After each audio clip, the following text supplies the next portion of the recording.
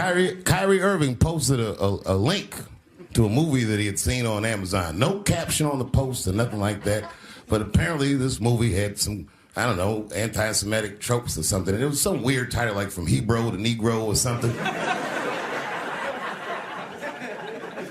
And the NBA told me he should apologize, and he was slow to apologize. And then the list of demands to get back in their good graces got longer and longer, and this is where, you know, I draw the line. I know the Jewish people have been through terrible things all over the world, but you can't blame that on black Americans. You just can't. You know what I mean? Thanks to the one person that said that. A fair punishment would be he should just post a link to Schindler's List and y'all write your own captions.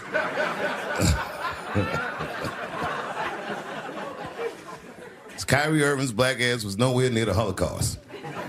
In fact, he's not even certain it existed.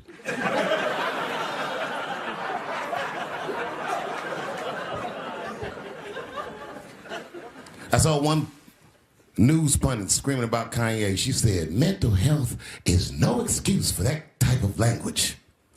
Yes, it is, bitch. You can kill somebody if you're mentally ill.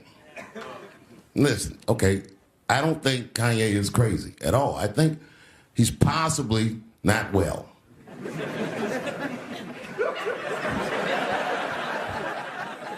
Well, I've been to Hollywood. I don't want y'all to get mad at me. I'm just telling you. I've been to Hollywood. This was just what I saw.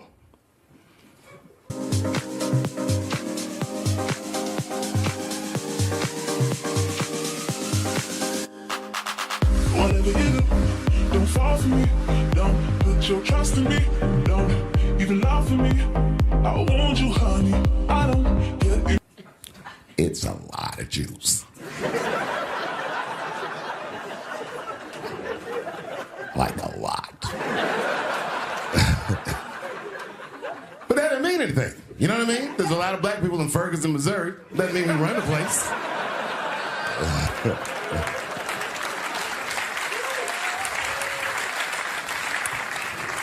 I could see if you had some kind of issue. You know what I mean? You might go out to Hollywood and your mind might start connecting some kind of lines, and you could maybe adopt the delusion that the Jews run show business. It's not a crazy thing to think. But it's a crazy thing to say out loud in a climate like this.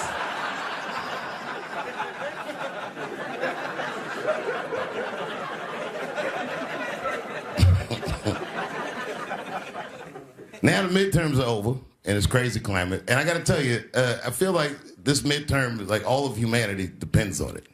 And it's an ominous sign. The most ominous sign of the midterms, I believe, would be Herschel Walker, who I don't want to speak badly of because he's black. But I have to admit, he's observably stupid.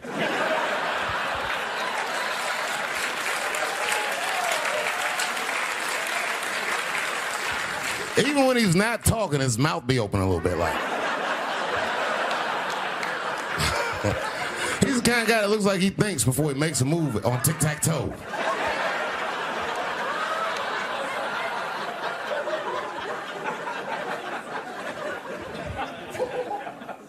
And I'm watching the news now, they're declaring the end of the Trump era. Now, okay, I can see how in New York you might believe this is the end of his era. I'm just being honest with you. I live in Ohio amongst the poor whites. A lot of you don't understand why Trump was so popular, but I get it, because I hear it every day. He's very loved.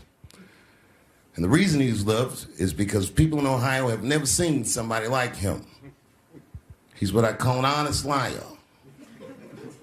Well, I'm not joking right now. He's an honest liar. That first debate, I'd never seen anything like it. I've never seen a white male billionaire screaming at the top of his lungs, "This whole system is rigged," he said. And across the stage was a white woman, Hillary Clinton and Barack Obama, sitting over there looking at him like, "No, it's not." I said, "Now, wait a minute, bro. It's what he said."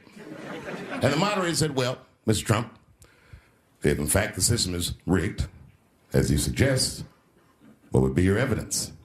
You remember what he said, bro? He said, "I know the system is rigged because I use it.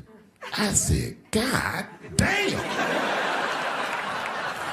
And then he pulled out an Illuminati membership card and chopped a line of cocaine up and did it right at the podium.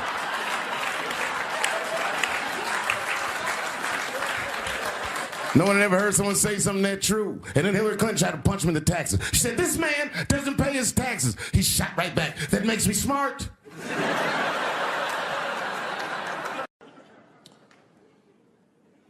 The second time I met O.J. Simpson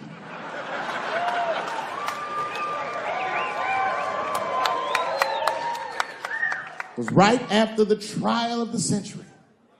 There I was, now a young man of probably 23. O.J. Simpson was the most famous or infamous face on planet Earth. I was in a restaurant in Beverly Hills with my agents. I wasn't alone in the restaurant, but I was alone. I was the only black person in the restaurant. And in the 90s, that felt very uncomfortable. Now I tend to enjoy it at this age.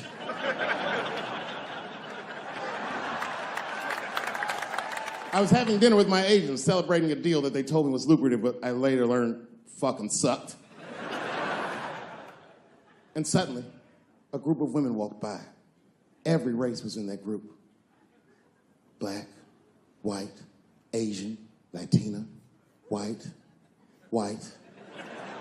and white again. They were all gorgeous. I watched them walk by. Then, I saw a familiar face. Al Collins, the man from the infamous Bronco check, towards the door. Couldn't believe what I saw. And then, close behind him, was O.J. Simpson, newly released from jail. The restaurant fell still. I was shocked. I didn't mean to say it out loud, but it just came out. O.J. He stopped, turned around to see who said it, saw my black face, and correctly assumed it was me.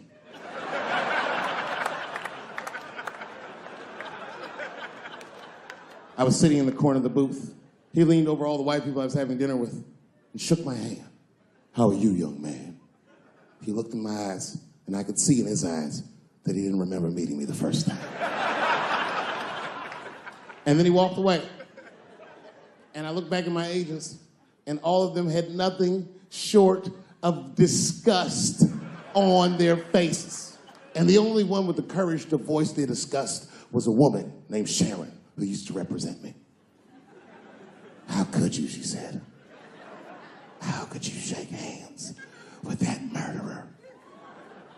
I said, Sharon, with all due respect, that murderer ran for over 11,000 yards.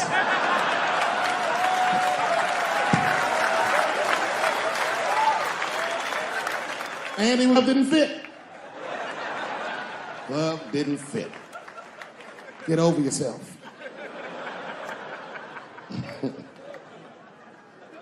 Some people can't do that. Some people just can't get over themselves. Gay people have a hard time doing that recently.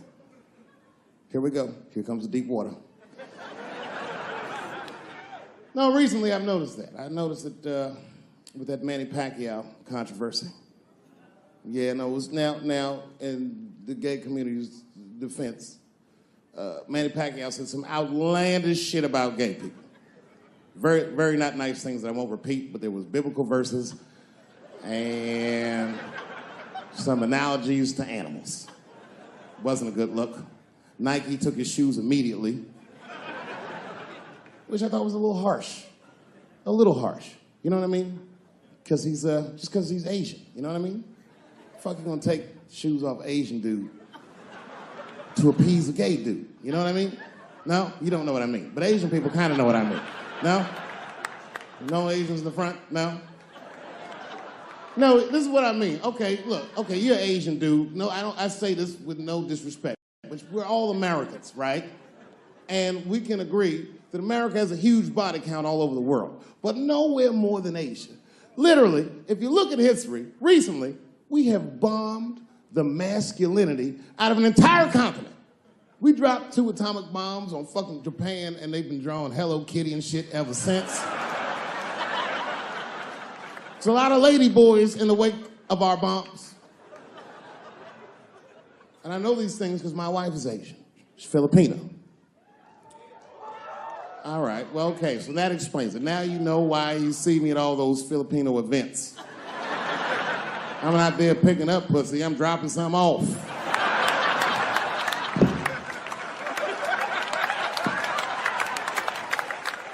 I take my wife to all that shit. I took my wife to see Pacquiao fight Mayweather. We sat ringside, okay?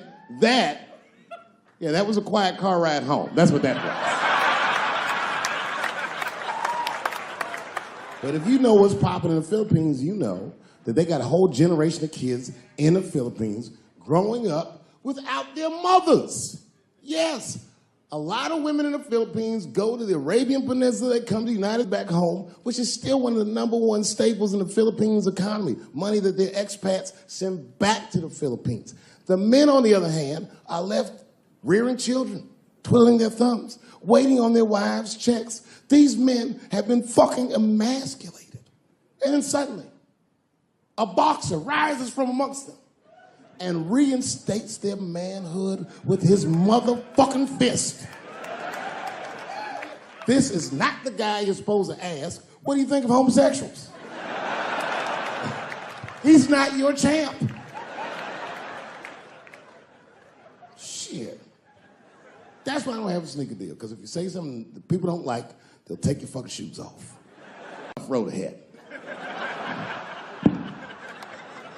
They've got the longest mental gap to bridge. That's all I'm saying. Because, you know, whenever I see one of them T's on the street, I don't mind them, but I'll be like, man, I miss Bruce. I'm sorry, guys. I'm 42. I remember Bruce Jenner. Before the Kardashians, before all that, this motherfucker was a white American superhero. It was amazing. He was beating Africans at track and field. We'd never seen anything like it. He was on my cereal box growing up. You know how much of that cereal I ate, nigga? I didn't know he was gonna do that.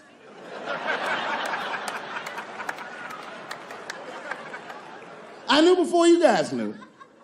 I heard things on the street in Hollywood. You know, you just be out, see people. Hey, what's up, Kanye? Why the long face? Nigga, you'll see. I got 2 mother-in-laws now. And when I heard he was gonna do it, I was scared. I didn't think the public was ready. I didn't think the media was ready. And you know what? I was wrong. Never seen anything like it. Welcome to the world, Caitlin. So long, Bruce. Hello. Somebody called me a nigga in traffic last Wednesday. It's so long, it takes a minute.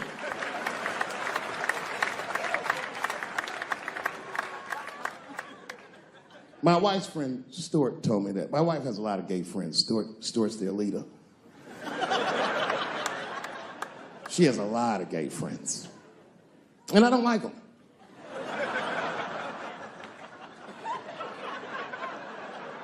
Not because they're gay, I'm just judging them on the merits of their character. They're just not nice dudes. They're fucking rude house guests. They're sitting on my couch, giggling with my wife, eating my motherfucking macaroons. And I come in, they act like the party's over. Hey, Stuart, what's going on? This guy talks to me the way a cat would speak if a cat could talk. Hi, David.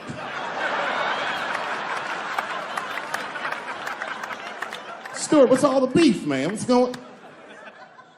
He always wants to have some kind of gay political argument. The last one was about a petition in federal court to take the words husband and wife out of the law. I said, well, why would you want those words out the law? He said, because it discriminates against same-sex couples. I was like, niggas, please save me the semantics. Just trust me, take your chips and get the fuck out of the casino. You're about to decide, talk that over amongst yourselves, and whichever one of you is gayer, that's the wife.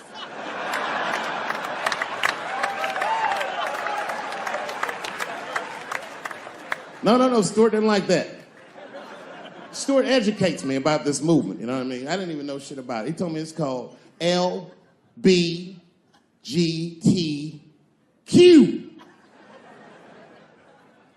I was like, what the fuck is the Q? Does that even make sense, Q? Turns out Q is like the vowels. That shit is sometimes Y. It's for gay dudes that don't really know they're gay. You know what I mean? Like prison fags who are like, well, I'm not gay, nigga. I'm just sucking these dicks to pass the time. I'm not G, I'm Q. Ugh.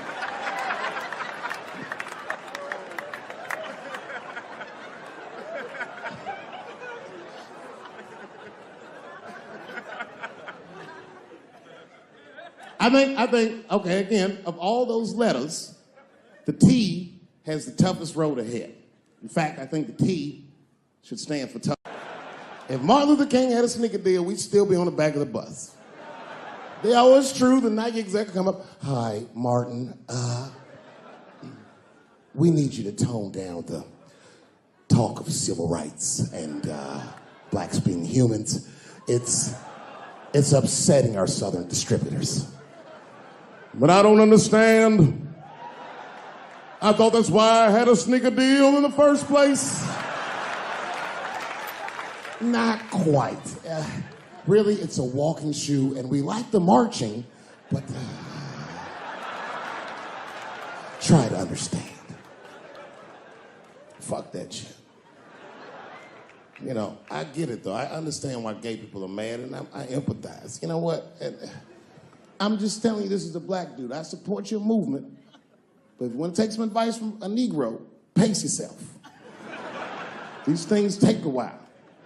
Just because they passed the law doesn't mean they're going to like it. Brown versus Board of Education was in 1955. I was shocked. Is this happening? Wait a minute. Is this a time in American history when an American can make a decision for themselves, and even though other Americans don't understand it, they'll support it and let this person live a happy life? Is this what's happening? If it is, then good for America. That's Dave Chappelle, the American. Although Dave Chappelle, the black American, he was a little jealous. I was like, how the fuck are transgender people beating black people in the discrimination Olympics? If the police shot half as many transgenders as they did niggas last year, it'd be a fucking war in LA. I know black dudes in Brooklyn, hard street motherfuckers that wear high heels just to feel safe.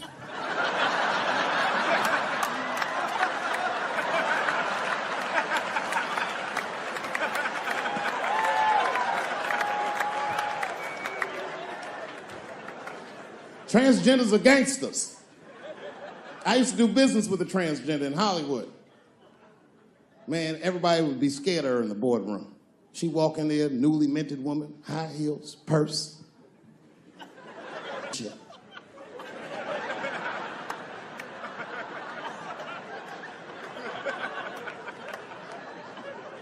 And then she walked to the head of the conference table, stare at us all, reach in her purse, and pull her old dick out and throw it on the table. Let's talk business, gentlemen. Ah!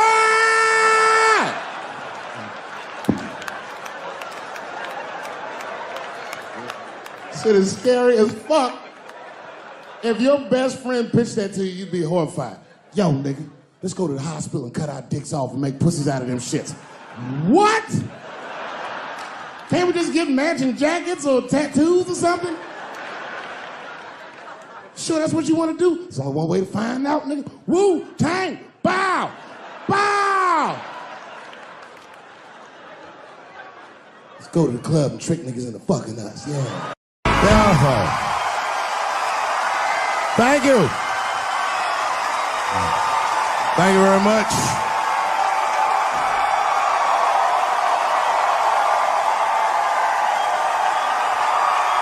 Thank you.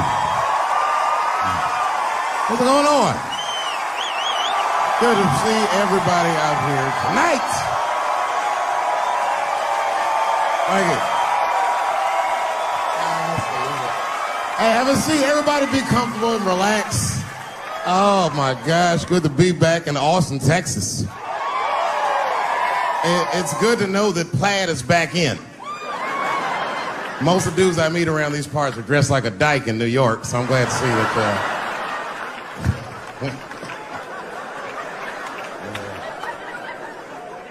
Man, fucking Texas, this place is pretty good. Pretty damn good. You know, I was in Santa Fe the other night and a motherfucker threw a banana peel at me. Yeah, that didn't feel so good. course, it was a white person. Not to indict the whites, I'm just saying.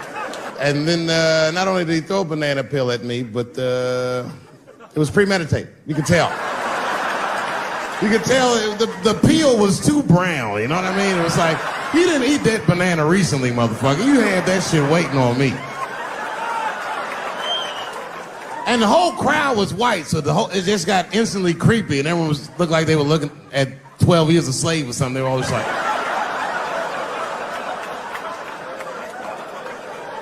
Who the fuck does that? And then they arrested the guy, which was...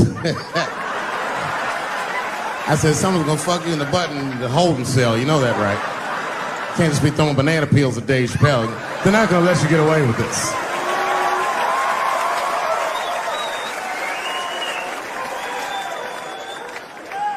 And the press called me up like, do you have a statement? A statement? For a fucking banana peel? No! I don't have anything to say. This guy was like fucking famous for throwing a banana peel at me.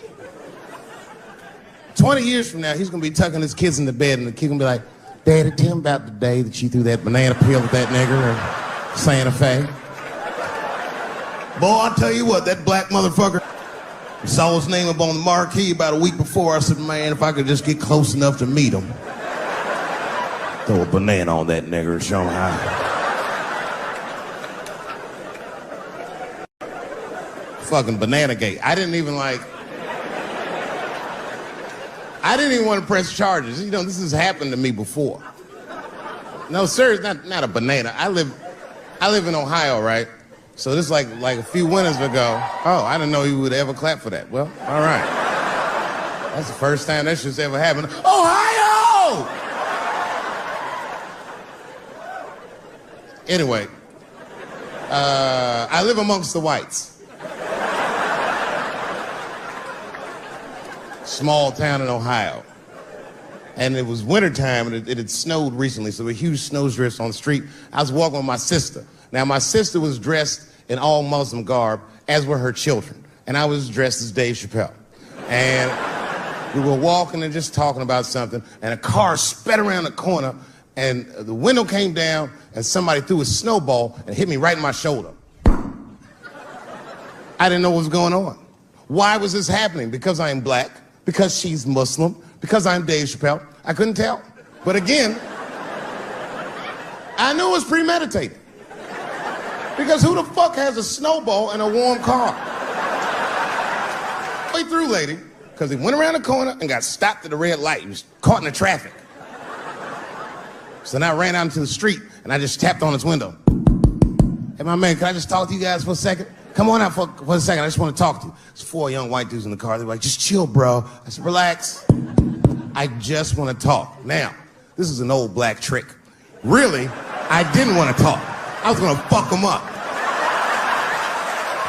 So, if you're ever caught in traffic and a black guy starts saying he just want to talk to you, don't open the door, nigga. And even if he's me, smiling at you.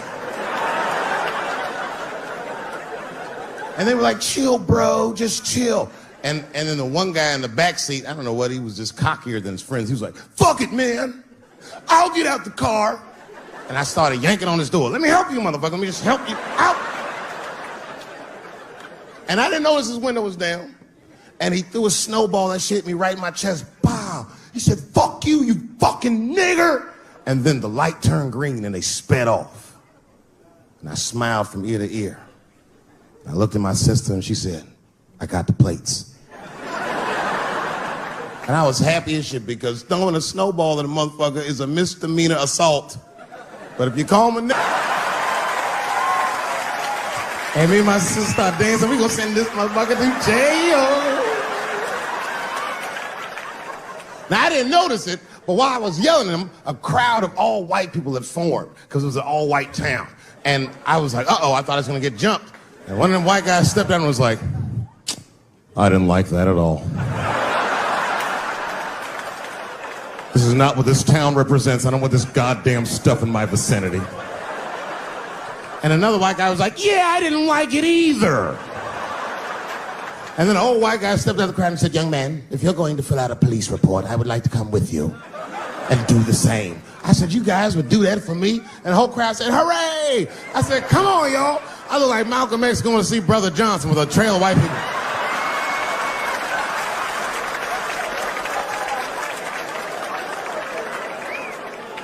Unreal. Hour later, we was all just sitting in the police station, and the police came in and like, well, Mr. Chappelle, 16 identical police reports. We ran the tags, 2 young men that had their mother's car. We have all 4 suspects in holding. Their mother is here. It's up to you. Whatever you want to do. If you want to press charges, we'll move forward. Sorry about that, officer. I'm a little flustered. I've never been in a position where I could decide the fate of white children before, but it's weighing heavy on me, sir. And I really can't decide. And I saw a lady pacing back and forth in the hallway, and I said, is that? He goes, yes, that's their mother. Well, can I speak to her before I make a decision? And when the mom came in, she saw it was me. She busted out crying. Oh, God, I don't know. I don't want him to go to jail. I am so sorry. I didn't raise him to do this. We love your comedy. We love you at the house. I said, miss, please, just, all right, look, I don't necessarily want your son to go to jail either. But what he did was pretty fucked up. So, is there something we can do short of jail just to let him know that he's wrong? She goes, oh, I don't know. What did you have in mind? Miss, I've never been in this position before. Oh, you know what we could do? I don't know if I'm asking too much, but maybe if you could just suck my dick a little bit. Just a little bit. I'm not gonna finish. I just want you to do it enough so that I can tell him you did it. I'm kidding. I wouldn't do that to anybody's mother. Maybe my kid's mom, but that's it.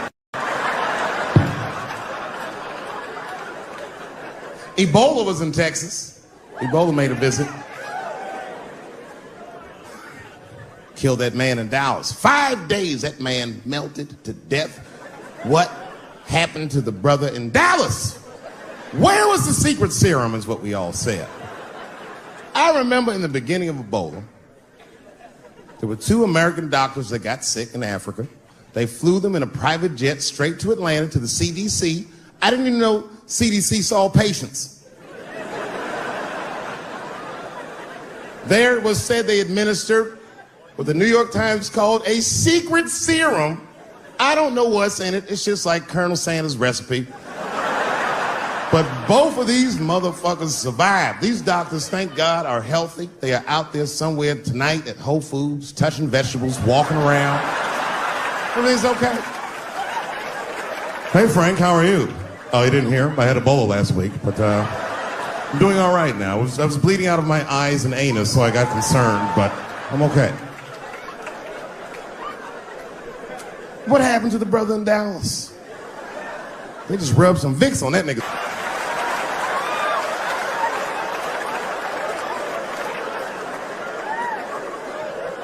I knew he wasn't gonna make it. I already knew.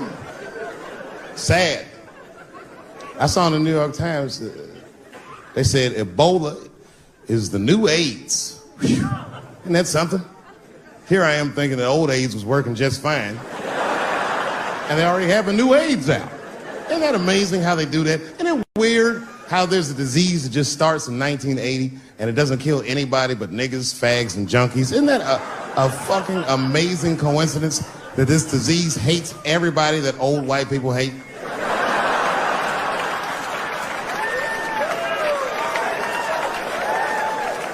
I think either God is white or the government hid that shit in disco balls. Only fun people get AIDS. Last month on the front of the New York Times, the measles was a headline. I had to check the date of the paper. I was like, measles? What is this, 1850? What the fuck is this? Why is measles in the news? Turns out they were trying to decide if mandatory vaccinations for children is the way we all want to go. Any thoughts? I'm sorry, ladies and gentlemen. I don't know. I don't know about this one. First of all, black people generally don't trust doctors. After the Tuskegee experiments and all that shit. More importantly, don't forget Michael Jackson was killed by a doctor. Granted, he was doing drugs, but if I was a heroin addict and I had a licensed physician injecting heroin in me, I should survive that. I'd just be looking like, oh, I'm good, right? I'm good? It's not too much, is it? Dr. Butterfingers killed Michael Jackson. After that, I was like, fuck going to the doctor. The fuck am I getting my kids vaccinated for an old-ass disease like measles? This is ridiculous. You might as well give them a diarrhea shot if you're so worried. Diarrhea has a bigger body count than the measles do. Diarrhea is funny today, but 100 years ago, if your ass had diarrhea, you were a goner. There was like a 0 chance of survival. You get that first squirt, uh-oh. Better start getting my affairs in order. But I don't have much time. It's diarrhea. It's very serious. You just watch your buddy slowly die in a pool of his own shit. I give up diarrhea. Nowadays, your buddy just be like, oh, well, you got diarrhea? Just eat a banana, nigga, drink some water, let's get to the club. Still make last call. Tough time for the blacks.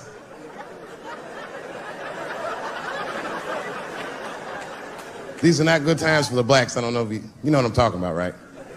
Police are killing us again. It's a very unfortunate set of circumstances because we were doing very well.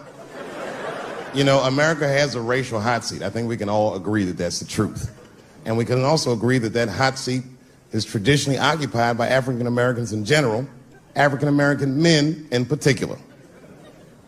Although I can see that in recent years, that seat has been occupied by Mexicans, and I dare say Arabs. And we, the black Americans, would like to thank you both for your sacrifice and your struggle. We needed a break. We needed a goddamn break. We all go through something, but at least I can leave my backpack someplace. If you Arab and forget your backpack, you got about 20 minutes before they send that robot to blow your shit up. Fuhad. Now ISIS is #1 on the terrorist charts. And ISIS is fucking scary. Because if ISIS catches you, they're going to cut your head off. That's what they do. I've seen them do it on YouTube. It was fucking awful. He looked right in the camera and say, Obama, I am back.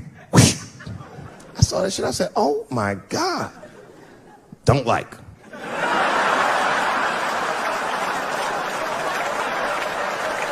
How's this guy cutting people's heads off on YouTube? I can't even post a dick pic, and this motherfucker is decapitating people. I'm gonna have to change my settings. Everyone has it hard, but I think harder than black people and harder than Arabs and harder than Mexicans, you know who has it the worst? Fat black people.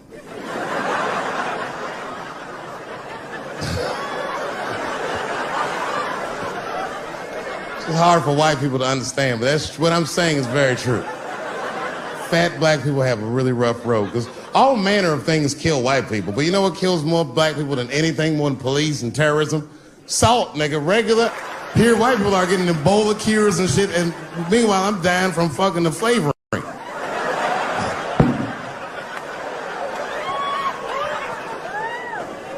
Look, honestly, I'll stop talking about it. Let me say this, though. Let me just say this. Can we all just say that we've seen it coming? Were you surprised? It's like when that guy threw that banana at me. Do you think I was surprised? Hell no. I've been in show business 30 years. I was expecting this banana. I knew one of these nights, it's like somebody gonna throw a banana at me one of these nights, niggas. Because that's how it starts, with the name calling. Like that Paula Deen. Remember Paula Deen got fired from the Food Network? If you know anything about show business, it is really hard to get fired from the fucking Food Network. And they dropped that bitch like a hot potato. All because she called somebody an N-word 30 years before she had a show. I don't know who she said it to, but whoever it was just looking at her like, I'm gonna get you for this bitch. And she came back 30 years later like a Bill Cosby rape and sunk a battleship.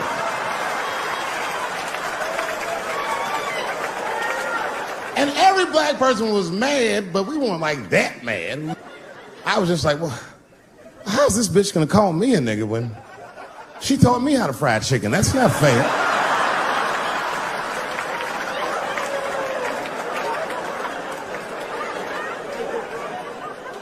I think Donald Sterling shit was more serious.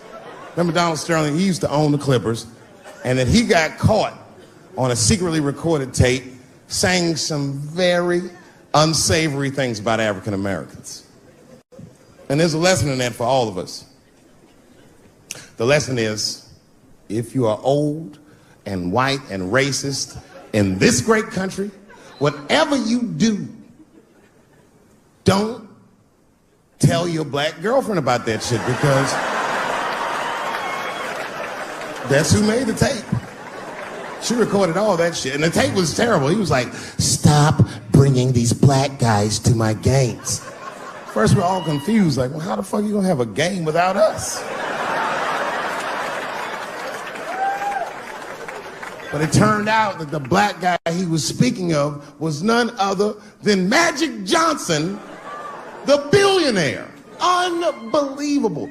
Never even mentioned the fact that he had AIDS, which is... This guy must be really racist if AIDS is the footnote. Well, you gotta be careful, baby. He got the old Ebola.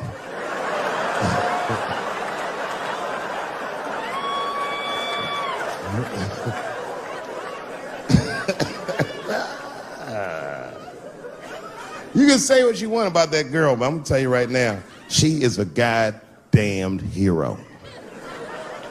Because you might have thought these things were happening before, but now you can see it all in front of you without a shadow of a doubt. That shit actually went down. She sucked that old guy's dick. She really took one for the team on that one. That's really gross. This dick is like 80 years old. It's like tasting history. Like 5 wars on it, Civil Rights Movement, the Great Depression. This guy's been fucking from 40 years before Bill Cosby's first rape. This is a very old man. It's a very old penis. But all that shit is still, it's just name calling. Like, name calling does not break the modern black man. That's not gonna do the trick. I don't give a fuck about that. Like, if I went to Kentucky Fried Chicken, Ku Klux Klan, hood on top of their head, what do you think I'm gonna do in this day and age? Run out Kentucky Fried Chicken? Not if I'm hungry. I'll go straight to the front. Hey, man, let me get a 2-piece. I don't give a fuck what he says. You want a biscuit with that, nigger? I thought it came with a biscuit. What's all this attitude? I want a 2-piece. Chop, chop. You know what it is. But I'm not going to be mad. Why would I be mad? He's the one that's got to work at Kentucky Fried Chicken, not me.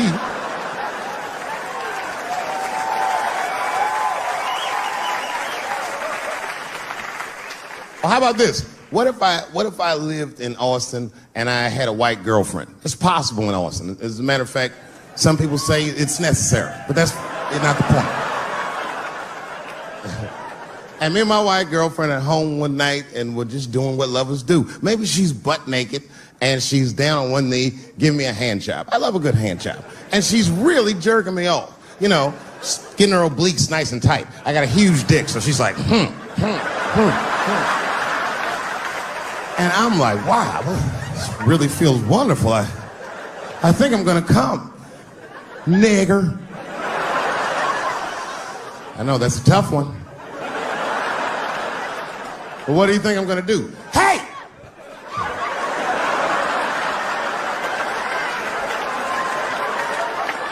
That's no time for integrity, ladies and gentlemen. I'm busting that nut in her face. I'll sort through the ethics later. But I'm what they call a man of his word. If I say I'm coming, oh, I'm coming. I don't give a fuck what happens. God forbid somebody could shoot me. If I say I'm coming, it's still like, oh.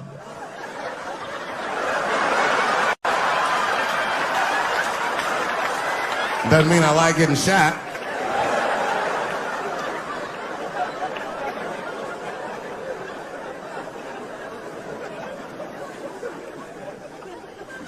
Boy. Yeah, tough time for the blacks. I'm not gonna say nothing about the police. I'll leave that for Chris Rock.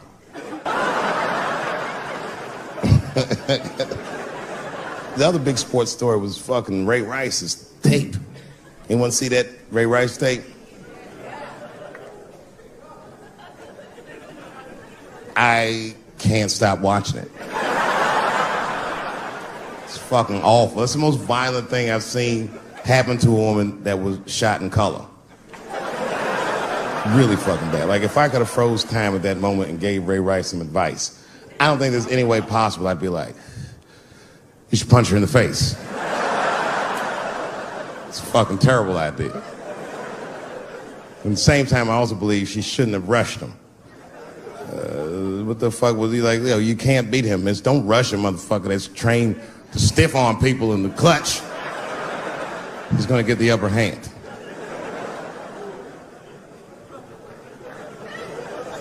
Only reason I bring him up is because, you know, he's about to play football again. You didn't know that? The NFL was told by a federal judge they had to reinstate Ray Rice because he was transparent with their investigation. He told them exactly what he did, and they can't just change your wit. That's like if I'm hanging out with my buddies and I'm like, hey guys, guess what I did last night? I fucked this big fat girl I met at the club. And they're all like, oh shit, Dave, that's crazy. And then they see a tape of me doing it, and they're like, we can't hang out with you anymore, Dave. That's not what this crew is all about. I'll be like, what? I told y'all what I did.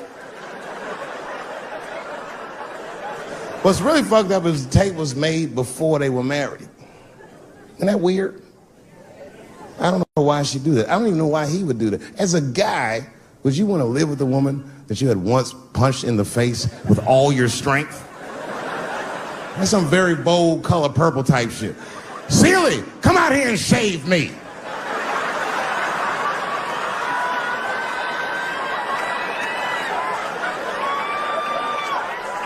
You out of your fucking mind?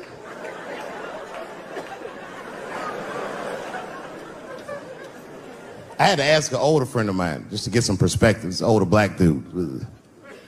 Actually, the fairest person I've ever met. And I asked him, I just said, hey man, I said, did you see that Ray Rice video? And instantly he was like, David, that shit was disgusting.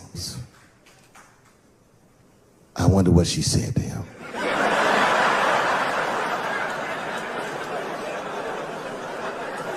I don't think that matters. I think the idea is you're not supposed to punch her in the face. My wife says terrible shit to me. My wife once called me a pussy in front of dinner guests. I know, I started to get mad, but then I was like, fuck it, she's probably right. I am a pussy, I admit it. I'm soft and warm and persuasive like a real pussy. Right. And then I told her, I said, and if you don't take care of me properly, I might stink like your pussy. Oh, we fight dirty at the Chappelle household. It's not a big deal. No. If you want to get to the bottom of a matter of the heart, what you're supposed to do is ask a woman. Now, actually, there's two women that I know. They're both college professors in this little area I live in. And I meet them twice a week at Starbucks for coffee. Talk about important shit. And I asked the girls, who's Ray Rice? After he punched her in the face with all his strength. And one of my girlfriends said, David, you need to wake the fuck up. She's staying for the money. Well, now, wait a minute, because my other girlfriend was like, I disagree. I think that she actually loves him. And I said, wait a minute, ladies, you know what? I think that you're both right. And what I was doing when I said that was preserving the possibility of a threesome with these bitches. I've been chipping away at this pussy one cup of coffee at a time for like 4 years. I was gonna throw all that hard work away with some Ray Rice shit. I don't care that much.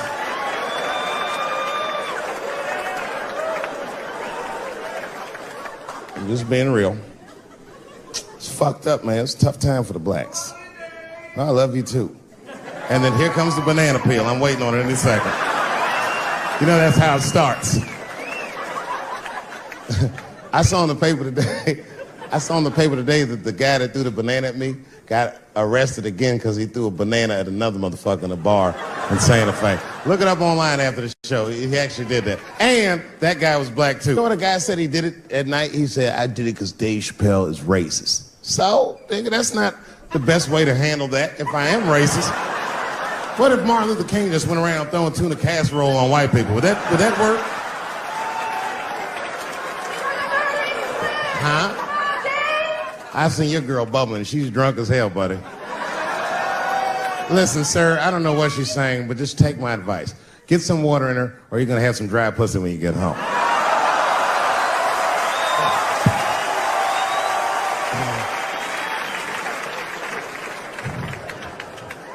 His dick's gonna be shaped the fuck up tomorrow. Santa Maria. Who got a cigarette in here? Anyone got a cigarette I can borrow? Yeah, you fella. Yeah, please. Well, let me see this.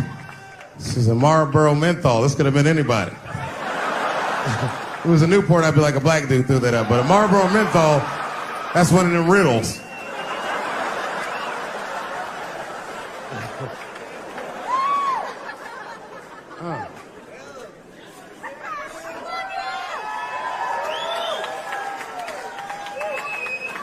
Is the word pussy offensive? All right, just checking. I asked that crowd when we was in Denver, I said, is the word people? One was a woman in the front. She's older than me, maybe around my age. Definitely a feminist. You know what I mean? Short haircut, plaid shirt, you know what I'm saying? And she didn't say it offended her. What she said is she said, I'm uncomfortable with that word. And I was like, really? You? And then before I could ask her why, there was one other guy. He was in the balcony. Now, I don't think he was saying this to me, but he said this. Everybody heard him say it. He goes, it's delicious.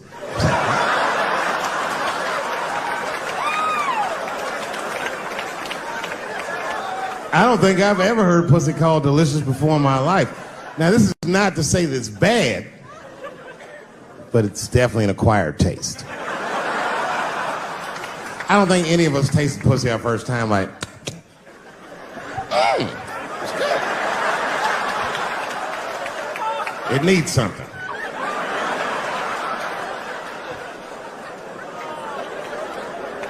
You know, it's illegal for a gynecologist to say the word pussy. They can only say vagina, or they can name individual parts medically, but they can never say shorthand, even if the gynecologist is a woman. I feel like if it was a woman.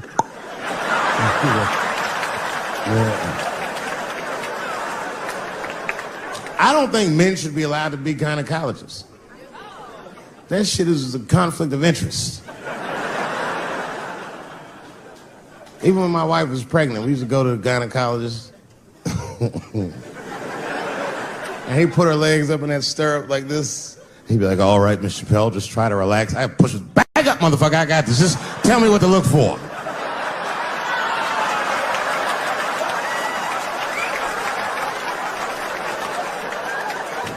One of those home-style checkups. There's too many ethical questions when men do that. Like, can a gynecologist lose their license? Yeah, no, it was now in the gay community's defense, Manny Pacquiao said some outlandish shit about gay people. Very, very not nice things that I won't repeat, but there was biblical verses and some analogies to animals. Wasn't a good look. Nike took his shoes immediately, which I thought was a little harsh. A little harsh. You know what I mean? Because just because he's Asian, you know what I mean?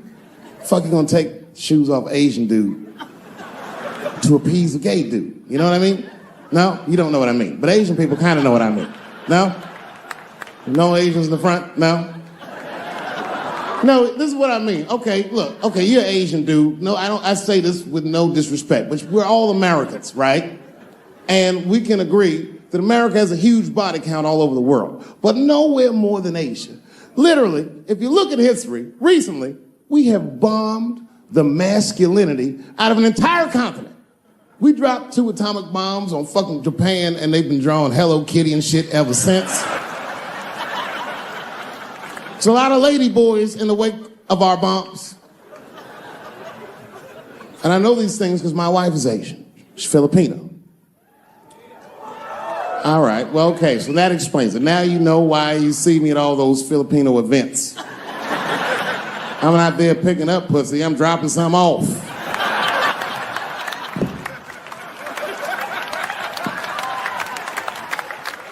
I take my wife to all that shit. I took my wife to see Pacquiao fight Mayweather. We sat ringside, okay? That was a quiet car ride home. That's what that was.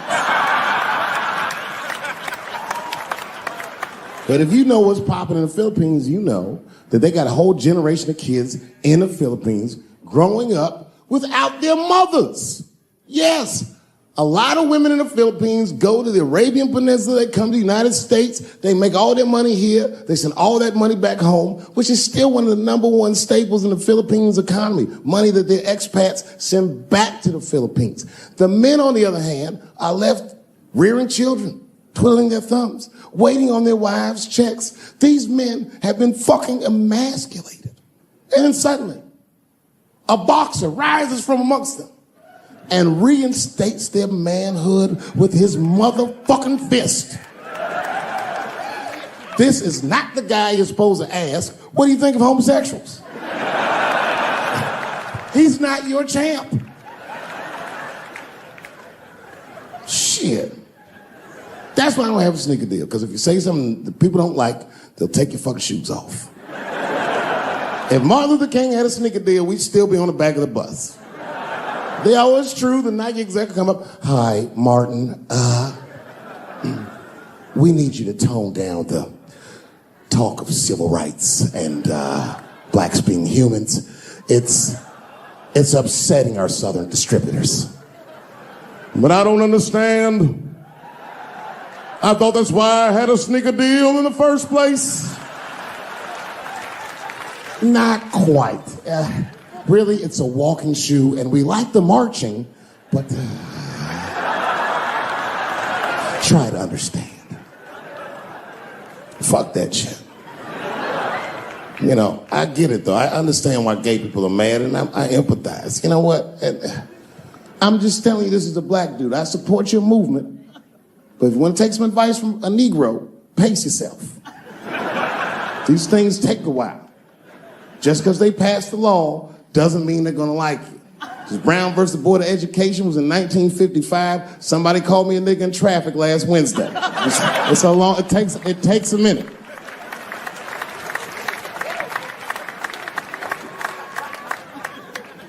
You know, I'm happy really to see black people come. You know, a lot of black people don't fuck with me like they used to.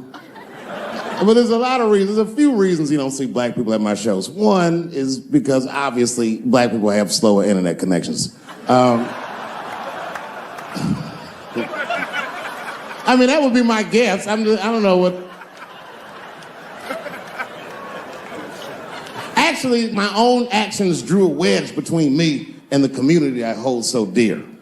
A couple of weeks ago, I was supposed to be in Flint, Michigan for a charity benefit that was supposed to raise awareness for the appalling condition of the water in Flint. I don't know if you know this, but the water in Flint is fucking poisonous. It's actually making people sick. I mean, Hollywood people like, so what? At least they have water. But this water's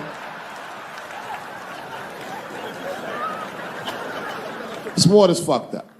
So a lot of black celebrities flew into Flint, and they did a tremendous charity benefit. And I was on the schedule to appear.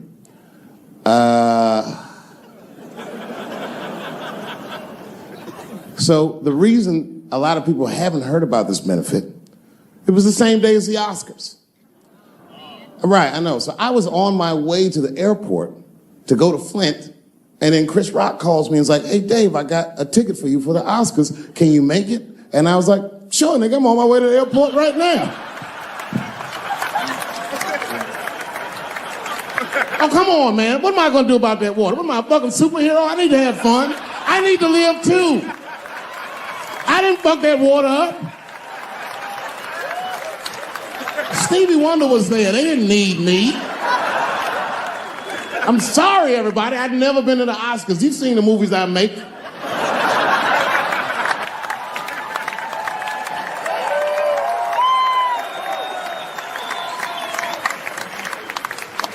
I was excited as fuck. I knew I was going to get in some trouble because when I was walking in the red carpet, the black press came after me. Excuse me, brother. When you hear somebody call you brother too much, something terrible's about to happen. Excuse me, brother. And then I looked back and the motherfucker had a tuxedo with the kente cloth tie. I said, uh-oh.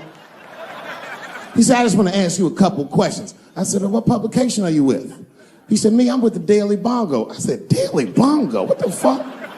Who the fuck reads this? He said, listen, brother, I just want to ask you a quick question. You understand that this year, this is a boycott for the Oscars, so I'm just wondering what made you, of all people, cross the motherfucking picket line and be here tonight. I said, boycott?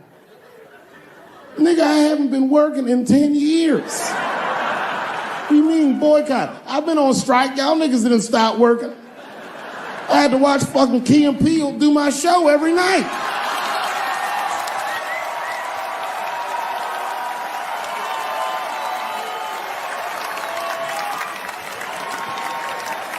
Fuck the Daily Bongo is what I said. I went to Oscars and had a wonderful time. I went in that fucking green room. It was filled with so many stars, I couldn't even believe what I was seeing. Hollywood was seducing me all over again.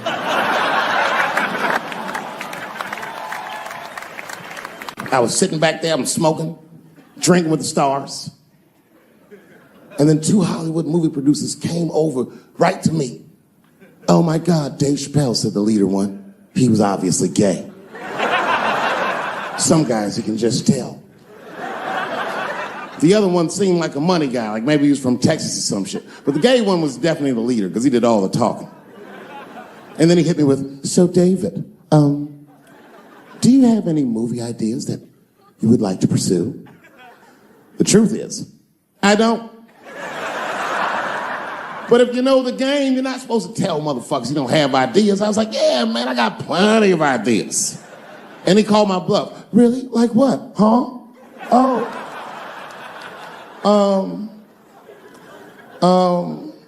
And then I just started making up shit that I thought maybe he'd like to see. I said, I have a superhero idea. He goes, really?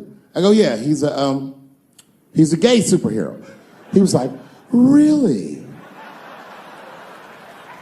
What's it called? Huh? Oh, it's called Same Hero, New Boots. It's about a gay sous chef in San Francisco. He gets bit by a radioactive rat on his shift when he's taking out the trash and is blessed with powers beyond his wildest dreams. Supersonic, gay kind of powers. And he starts saving everybody in San Francisco. But at first, he only saves gay people. Later, he saves everybody, and the whole city just falls in love with him. The only problem is, no one remembers him when he saves them. Well, I don't understand. Why wouldn't they remember him? I said, because, dummy, he's gay. He keeps changing his outfit.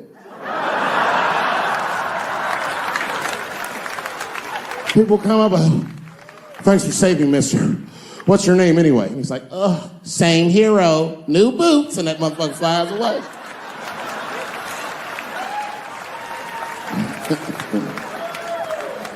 He was like, I like it a lot. The Texan didn't like that shit at all. He was upset. That's impossible, gay superhero. I said, what? Well, I have others. I have a superhero you love because he's stronger than Superman and he fights for truth, justice, and the American way like Superman, but more than Superman. He beats up Mexicans for no reason.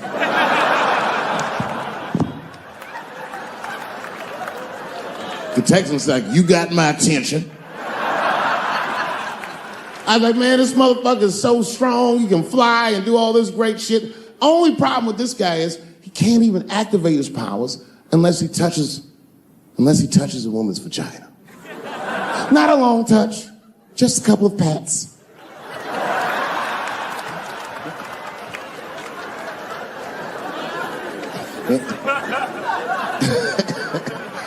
He said, well, what's the problem with that? I said, well, the problem, sir, is that our hero is not, he's not a handsome man. And he's often short on cash. So whenever trouble breaks out, he has to run around the city and convince women to let him pat their vaginas. Please, miss, that building's on fire. Can I pat your vagina quickly? People are dying, but he can't tell them exactly why. Ugh, get away, you're gross. Please, miss, people are dying. Just a couple of pats. Ugh, gross, get away.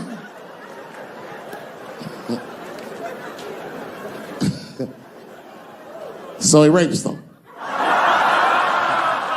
I know. That's the dilemma for the audience. Because he rapes, but he saves a lot of lives. And he saves way more than he rapes, and he only rapes to save. But he does rape. I didn't realize it, but the whole green room was looking at us. All the celebrities were disgusted. Oh. That guy from Texas was like, here's my card, call me on Monday. That worked out. The second time I met O.J. Simpson.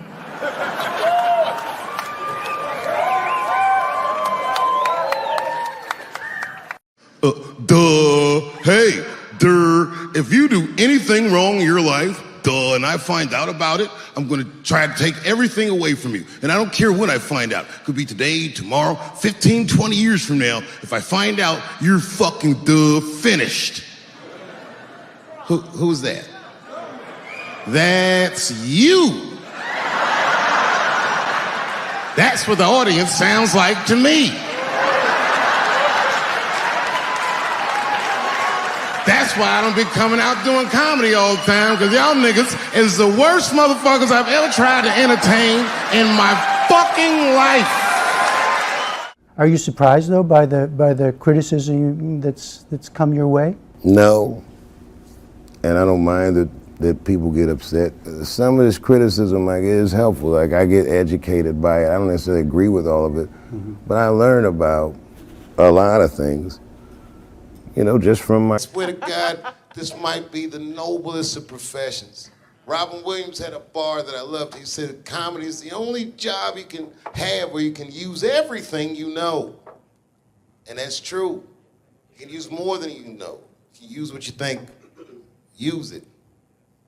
Don't be afraid. Don't let these bitch-ass niggas button your lip. Say it anyway. It took us 400 years to figure out as a people that white people's weakness the whole time was kneeling during their national anthem. That's a brittle spirit.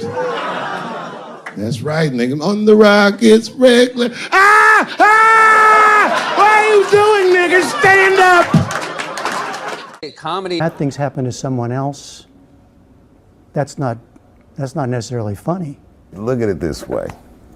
I grew up in the crack epidemic. I tell jokes about it. I grew up in the crack epidemic, and now there's an opioid epidemic.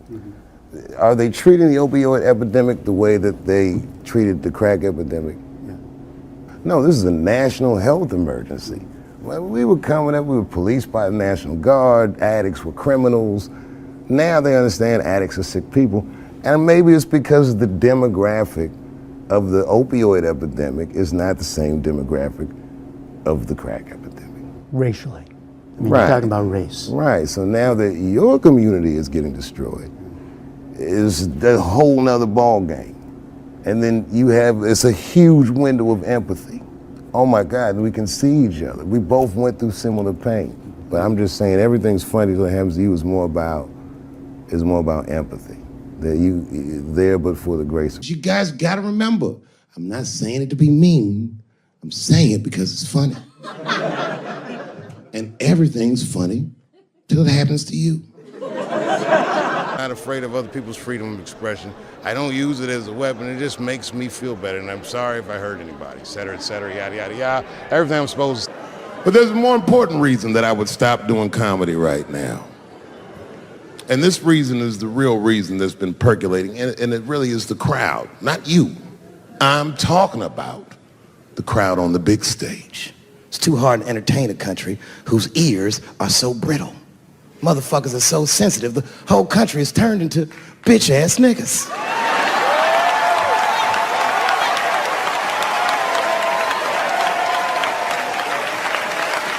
Everything you say upsets somebody. You know, I can remember when it all started. It was when I was doing Chappelle show. When I was doing Chappelle show,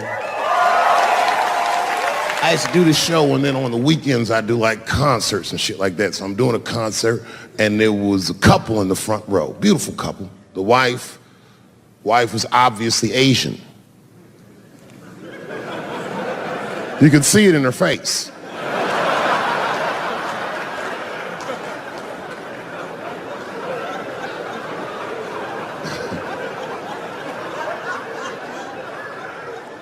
The husband, this motherfucker was mysterious, to say the least. Couldn't quite pinpoint where he was from. Caramel-colored fella, very nice hair, but he could have been from anywhere. Bangladesh, Mexico. I can't guess with a nigga like this. All I knew for sure about this guy is that his wife was a bitch. I could see that in her face, too. No, he was laughing and having a good time, and she was scowling at me at a goddamn comedy show. I couldn't figure it out. And then I realized at some point that she was pregnant, and I was smoking on stage. I said, oh my God, that's probably why she's mad. So I started to put my cigarette out, but then she hit me with one of them fake non-smoker calls. So I just kept smoking. I thought to myself, bitch, that baby will be fine, relax. And I tried to break the tension. I just asked her. That's all I said. I go, hey, where are you guys from anyway? And I could tell that she was on to me. She goes, very condescendingly, she says, I'm from California. If you're asking my ethnicity, I am Chinese. And her husband was just cool about the shit. He was like, I'm Mexican, bro. I said, well, I'm sorry if I offended you by asking. But you're a very beautiful couple. And miss, there's no question that you're going to give birth to the hardest working baby this world has ever seen.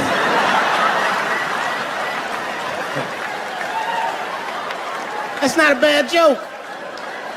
She got very upset. She got up to leave immediately. But she didn't just leave. She had to take one last dig at me on the way out.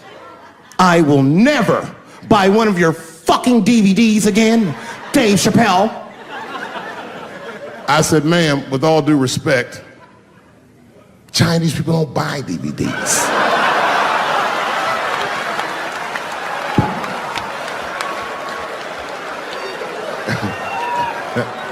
And the crowd went crazy. We were all laughing, having a good time. I didn't even think anything of it. And then just 3 days later, this lady sends a fucking letter to my promoter telling him not to book me for shows anymore because I was, quote, racist, and I'm quoting her, insensitive to the nature of my interracial marriage. I was like, word, bitch, I was. If she had just done a little bit of research, she would know that I myself am in an interracial marriage. That's right. In fact, my wife is Asian too. Surprise, bitch, I'll see you on Thanksgiving.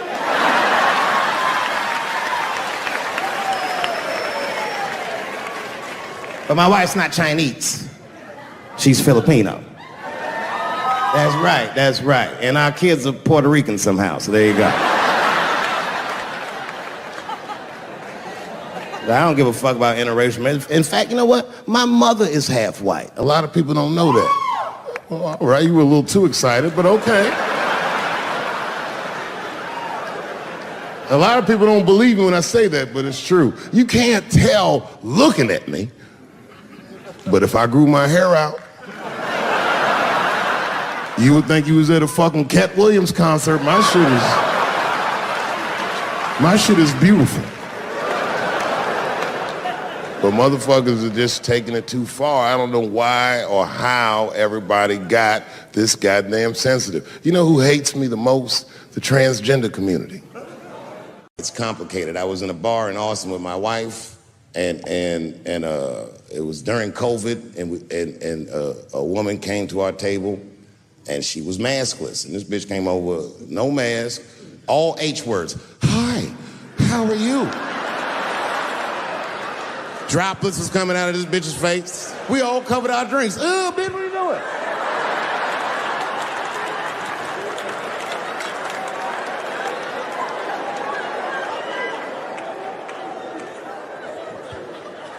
Now, I looked over at the table that she came from, and I peeped game. The men at the table were filming me.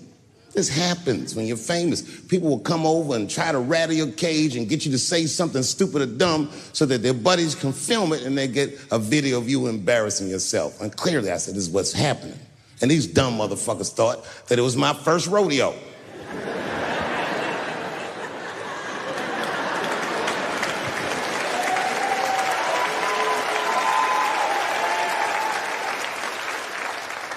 Sadly, it worked. I ran right over there. I said, I pointed right in the camera. I said, you's a bitch-ass nigga for doing this to me.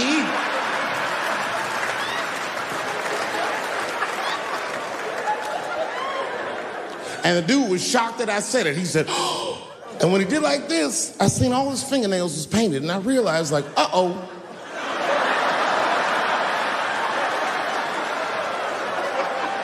This fella's gay. Now, you know how I talk. I call everybody a bitch-ass nigga, you know what I mean? But that's not a right thing to do if they're gay, you know what I mean? And now I was in trouble. And not only that, the motherfucker was huge. He stood up. He was towering over me. He must have been 6'5", a big, white, corn-fed, Texas homosexual. This nigga was ready to fight. And he started barking on me, but I stood my ground. I wasn't scared. How could I be scared? This motherfucker's shirt was tied up in a knot like this. Oh, fuck this guy. Let's go, nigga, let's go. I thought we were gonna come to blows. I was ready. And then, right when you think we would fight, guess what he did? He picked up his phone and he called the police. And this thing I'm describing is a major issue that I have with that community. Gay people are minorities until they need to be white again.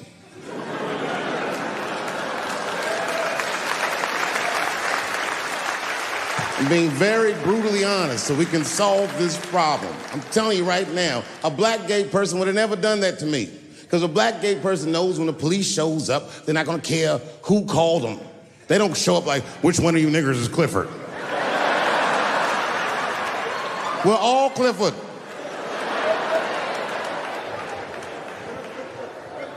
This happens far too often.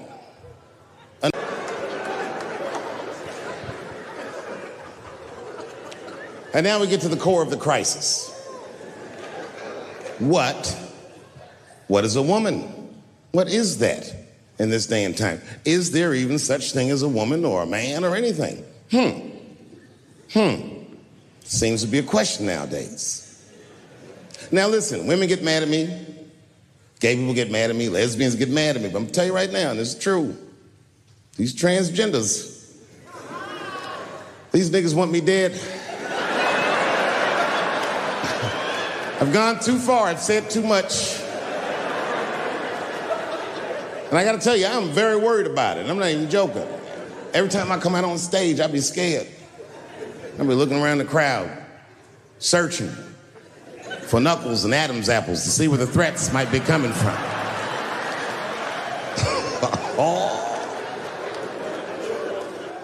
A nigga came up to me on the street the other day. He said, careful, Dave, they after you. I said, what? One they or many theys?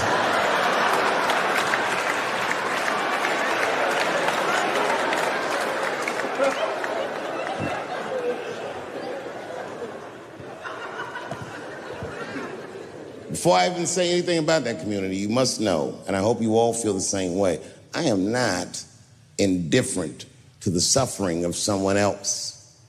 There's laws, the mean laws. In our country, North Carolina passed a law once that said a person in North Carolina must use the restroom that corresponds with the gender they were assigned on their birth certificate. No. No, that's not a good law. That's a mean law.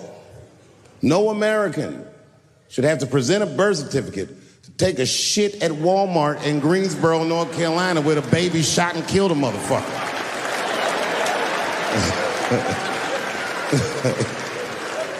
You have to ask yourself, if you're thinking about it, who are these laws designed to protect?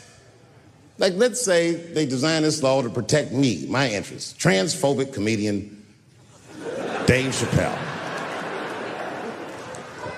And let's say that I'm in Walmart doing a little shopping with my family.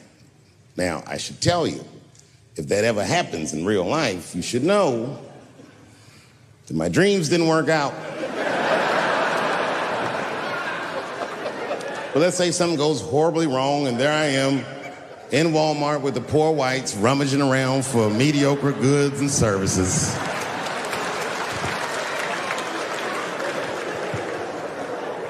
And then I gotta go to the restroom.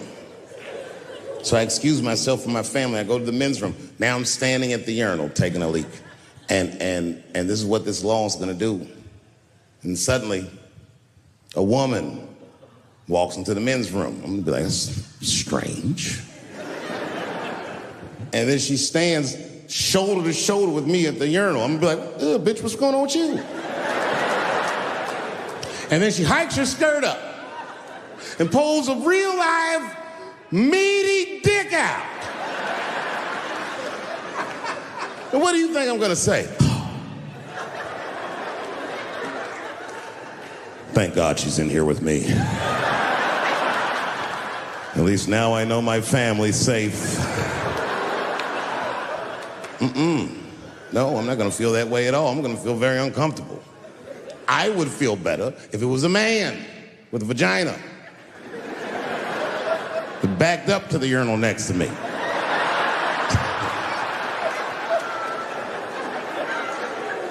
I wouldn't even think about that. I'd just be like, that's funny.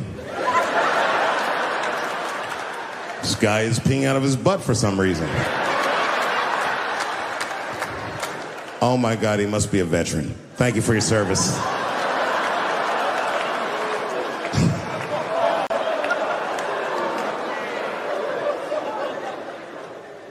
I'm not indifferent to people suffering because I know it's hard to be everybody. We blacks, we just got our first big holiday in a long time. Happy belated Juneteenth to the blacks.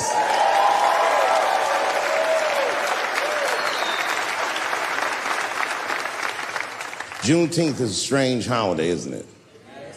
It commemorates when black people in Texarkana area of the country first found out they were free. But remember, they were free when they found out. They just didn't know it yet. Very, very interesting holiday. You know, I learned something. It was a wild story. I learned this past Juneteenth of a story that's true, and there was a black man who was in South Carolina during slavery who somehow got granted his freedom by his so-called master. And when his master granted him the freedom, he also gave him a plot of land. Now, it turns out this brother was brilliant. He had a good eye, a good knack for farming. And he farmed this plot of land very successfully and made a lot of money. And this is where the story gets crazy. When he got all that money, this nigga bought some slaves.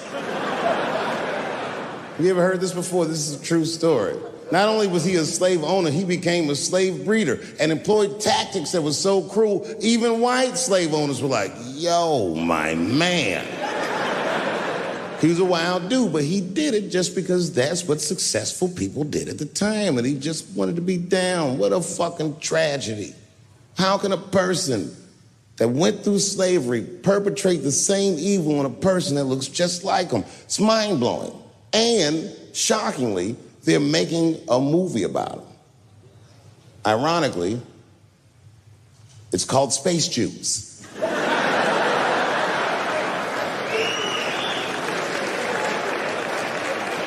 Space juice.